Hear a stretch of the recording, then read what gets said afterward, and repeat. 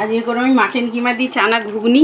আজকে আমি ঘুগনিটাকে বসিয়ে দিয়েছি, পেঁয়াজ রসুন টমেটো দিয়ে ভালো করে কষিয়ে ওগুলো দিয়ে দিয়েছি। কিমাটাকেও দিয়েছি, আমি চর্বিটাকে ভেজে রেখেছি।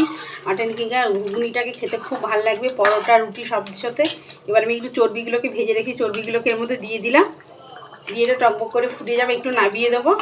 একটু গরম মশলা দিয়ে দেবো, একটু চানা মশলা আছে সেটাও দিয়ে দেবো। এই চানাটা দিয়ে মটন কিমা দিয়ে চর্বি দিয়ে বেশ সুন্দর, এটা কি সুন্দর ফুটছে। এর মধ্যে একটু হালকা গরম মশলা একটু চানা মশলাটাও দিয়ে দেবো, খেতে খুব ভালো লাগে রুটি পরোটার সাথে।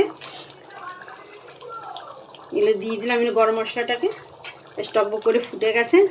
দেখুন খেতে শীতের রাত্রিরে খেতে খুব ভালো লাগবে। রাত্রিরে মাটন কিমার ঘুগনিটাকে চানা দিয়ে এটাকে দেখুন কিছু টকবক করে ফুটে গেছে, এটা আমার হয়ে গেছে। এবার আমি একটা মশলা পরোটা করেছি, মশলা পরোটা দিয়ে যেটা খাবেন খেতে খুব ভালো লাগবে।